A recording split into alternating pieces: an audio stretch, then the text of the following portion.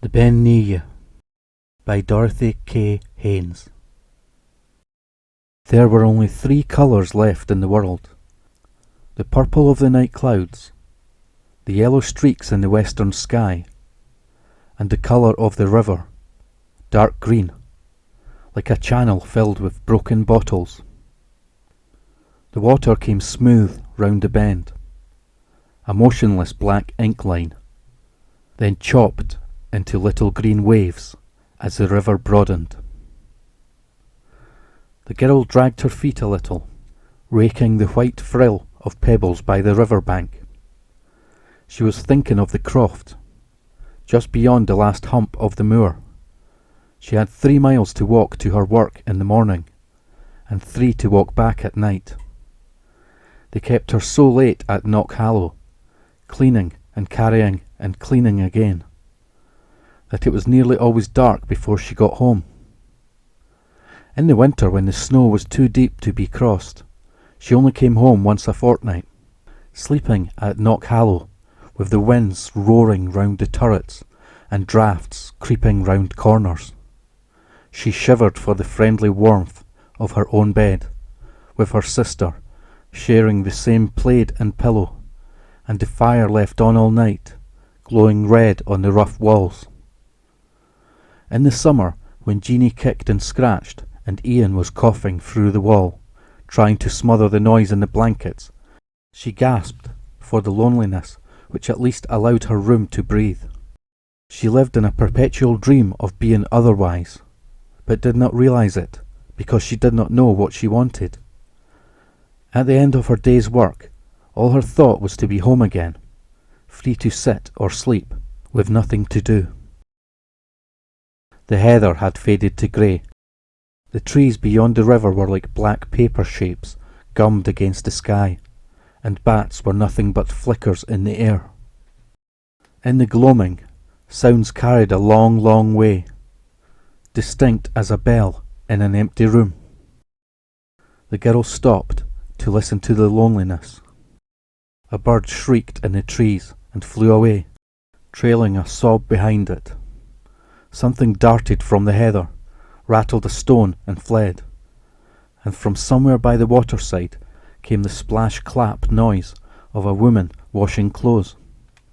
It rose above the glug and gurgle of the current, stopped for a while, and began again.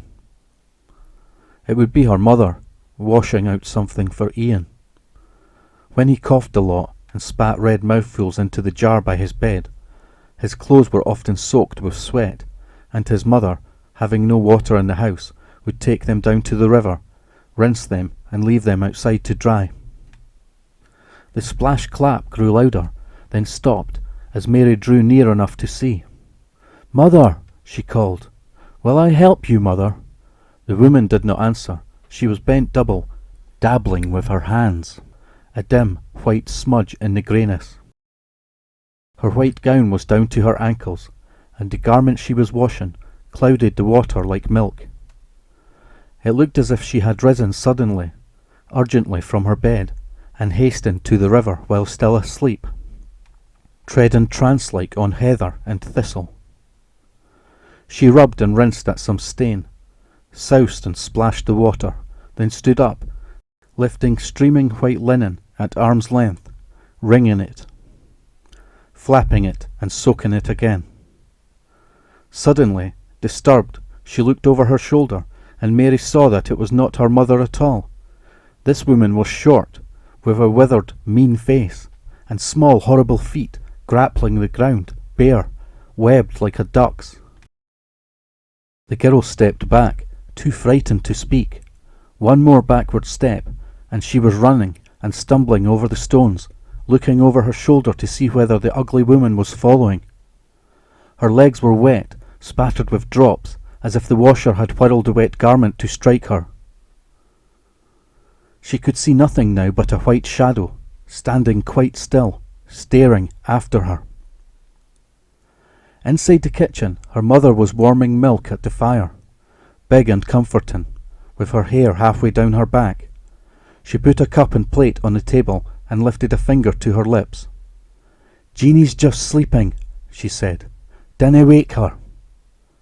Mother? Mother? Wheesht, can't ye? What is it? Is there trouble up at Knockhallow for you? No, no, mother, mother, there's a woman down there washing. I don't like the look of her. You should have seen the way she glowered at me, and the ugly face of her. Mary, did she speak to you? Did she speak? No, but she would have come at me if I'd waited. Did you speak? Ask her anything. I only said, Mother. I thought it was you washing like you sometimes do for Ian. Then she turned. What was she washing, Mary? For the love of God, did you see? Something white. I don't know. I didn't like it, Mother. What's wrong? What have I done, Mother? God help us, child, you'll wake your brother. He doesn't need to know yet. Mary, yon was the BEAN-NIGHE that washes the shrouds of the dying. Bless your nimble feet that she didn't catch you, Mary, or she'd have lamed you for life. There was old Donald Fergus that she caught on the hip, with the wet shroud, and he never walked again. But whose shroud? Somebody soon to die. Oh, Holy Mary! And he took a bad turn this day, after his breakfast.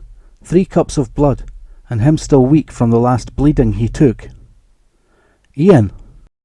Aye, she'd have told you that, if you'd crept up and held her. She has to answer, if you catch her first. But the risk's not worth it. It's Ian she's washing for. But she has no right. She's got no right to come and tell people things like that. What right has she? With his shroud, getting it ready before he needs it. Hush, dearie, quiet. It gives us time to prepare. It's a sorry job for her too, to wash the dismal things, all night long. Always desolate. Even God must be sorry for the poor creature sometimes.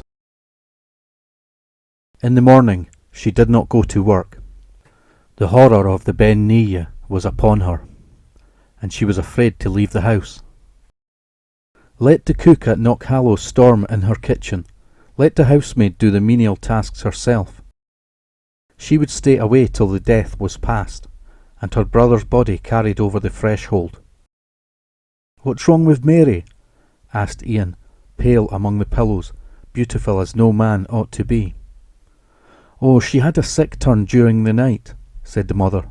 I'm keeping her off work for a day or 2. Poor mother. He twisted his lips, trying not to cough. Always somebody ill in the house. Never mind, I'm better this morning. It won't be long till I can fish again. The woman turned away before he saw her tears. He was always so sure he would be well again, always talking of the river, where the salmon printed silver circles in the air as they leaped under the sun. As the day grew hotter, he was carried out to sit at the door, and Mary sat beside him, silent, till he wondered why she would not speak to him. She felt she could not leave him for a moment, must make the most of her time with him. But she was in agony lest she should say one rash word. The river was a navy blue line in the distance.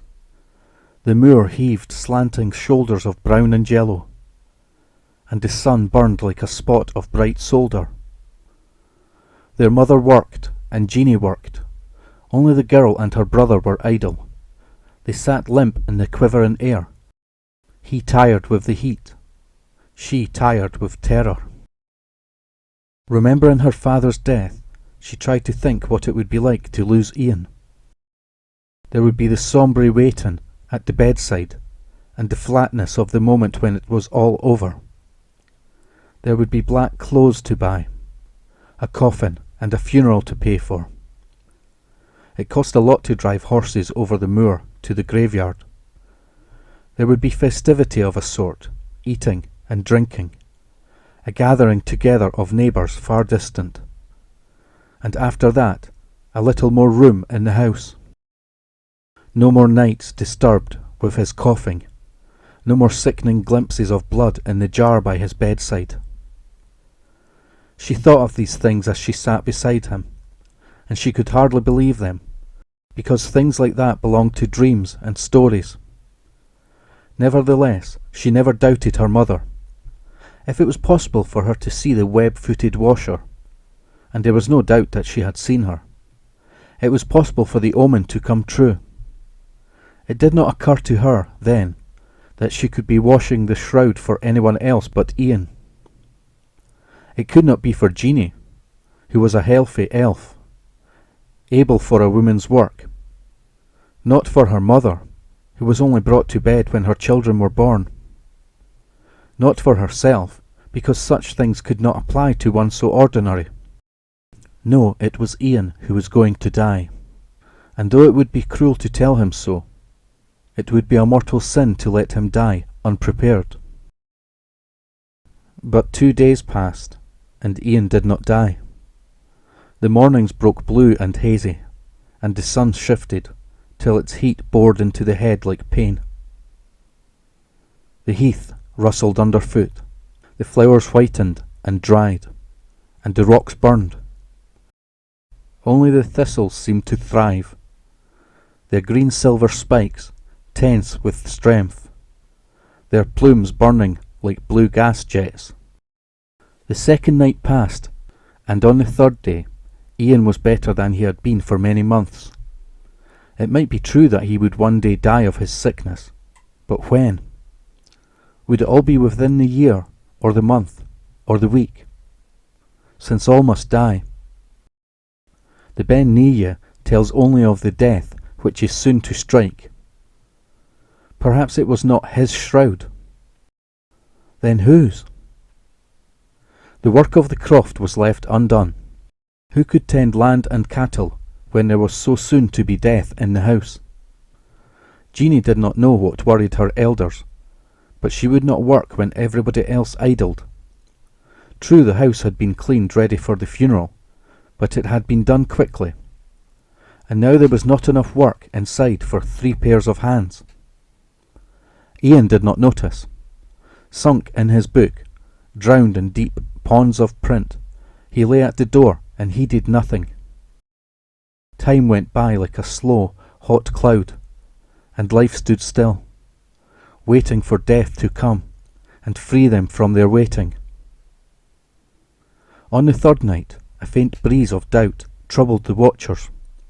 Nothing had happened. Perhaps nothing would happen. Ian was cheerful. His cough, nothing more troublesome than an odd huskiness in the throat. Mary began to worry about her work. She did not care for scrubbing stone floors, and running here and there with never a minute to herself, but the drudgery of a big household was better than the idleness of suspense. Up at Knockhallow there was laughter in the kitchen, and comradeship below stairs. She spoke to her mother about it. "Mother, hadn't I better be going back to work? Perhaps they'll not take me back at all if I stay away too long." "Go back to work, and your brother like to die at any minute? Shame, Mary. The least you can do." "But mother, he's not dying yet. Is he not better in himself? Wouldn't you say so, now?" "Oh, merciful Lord, I don't know what I'd say. If it wasn't that you swear you saw the washerwoman. Mother, would it be among us the death had to be? Are you sure it would be among one of us?" "It would. Who else is there? Can you see any other house across the moor? Is there any other family near us? It was one of us that saw the BEAN-NIGHE, and isn't it likely to be Ian would go next? Him that has the same trouble as his father." "Would you say it was one of the healthy ones that would be taken?" "No, only Ian is better, and we might have to wait and wait. I'd rather it would come at once, mother. I don't like to wait on, not knowing." The woman went to the door and looked at the river. It was sunken and dry, hardly visible in its channel. She looked at her daughter, and her eyes were half frightened at the suggestion she made. "Mary, there's only one way to know. You'll have to ask her." "Ask her? Oh no, I wouldn't go by her again. She's frightsome, mother." "You'll have to. If you don't find out, we'll never know till it's too late. Any one of us might be taken, and Ian left. We might be taken sudden, and no time to prepare. If it should be Ian, we can tell him, I don't think he'll be feared to die. But if it's not Ian, suppose she says it's you, how will I tell you? Or if it's me, what would I do? What's before us will not go past us. We're as well to know it all, when we know half. Listen, and I'll tell you how to manage. You'll have to mind yourself. Creep soft as quiet as you can, so she won't hear you, or know you're there. Then catch hold of her tight, so she can't get away. Can't you do it instead of me? You don't know how she glowered at me. I couldn't face yon again. It's best for you to go, seeing you saw her last time. If you grasp her tight, she can't harm you. It's like a nettle. Won't you come with me?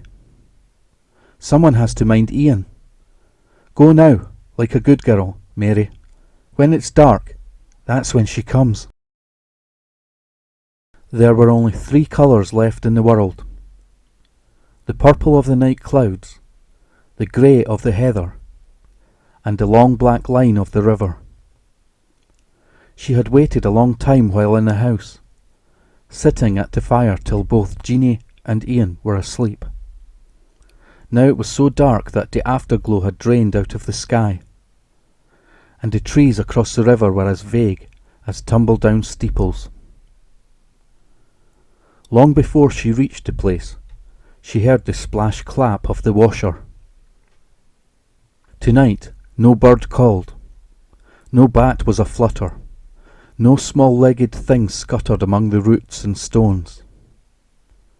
The sound was much louder. Her throat burned with a sour fluid of fear. Her face went cold, yet she could not turn back. She stood and stared at the river, straining to see with her eyes what she was already seeing in her mind. The strange washer was there, seen like this, anonymous in her white garment. She was pathetic rather than horrible. Bent over the water, the white shroud slapping as she beat it on the stones. She was only a tired, sad body washing in the dark. There was a world of heartbreak in the way she lifted the linen, the water dripping from it in silver fringes. Was she there every night, or did she move from river to mere and swamp, wherever her ghastly work awaited her? Mary wanted to weep at the misery of the thought, but fear and the questions she had to ask made her wary. She took off her shoes and crept barefoot towards the river. The BEAN-NIGHE went on washing, deafened by the sludge and splash of her work. The girl's lip was between her teeth, her breathing fast and heavy, her heart beating like a muffled bell. One hand was stretched out to touch the trailing white hem, when a stone slipped under her foot. She stumbled, her hands blind in front of her. The being turned, her small face screwed and angry. There was a whirl of wet cloth, the stinging smack of wet cloth on bare legs, and Mary was lying alone, with the dark river beside her, and not another soul in sight. After the BEAN-NIGHE had gone, the sounds of the night began again. The air was full of the flutter of wings, the trees rustled, and the owls answered each other across the river. It was the first drop of rain that roused the girl, her head shielded by her arms, her shoulders raised, cowering from ill usage. She pulled herself together and tried to rise. Her legs seemed to be made of lead. The stinging had left her flesh, and all she could feel was a dull numbness, an aching suggestion of pain to come. Whimpering, goaded by fear to a desperate strength, she knotted her muscles and forced and strained to move herself. Her legs lay useless, like 2 heavy sandbags anchoring her to the riverbank for evermore. The rain came quicker now, and quicker, hissing into the river. The night was very black. She raised herself on her arms and dragged herself slowly, but the rain seemed to force her down and weary her. Suddenly, in despair, she gave up and screamed for her mother. The footsteps came rushing over the brow of the little hill. Her mother had left Ian, the house, everything, when she heard the wild howl of her. "Walk, Mary lass," she kept pleading. "Try, for the love of God." But Mary could not walk. The woman carried her in her arms to the croft, sure-footed with love, keening all the way. It was only when they were safe in the kitchen, with the moor and river shut out, that they remembered that a deeper tragedy was still in store for them, and they did not know on whom it would fall.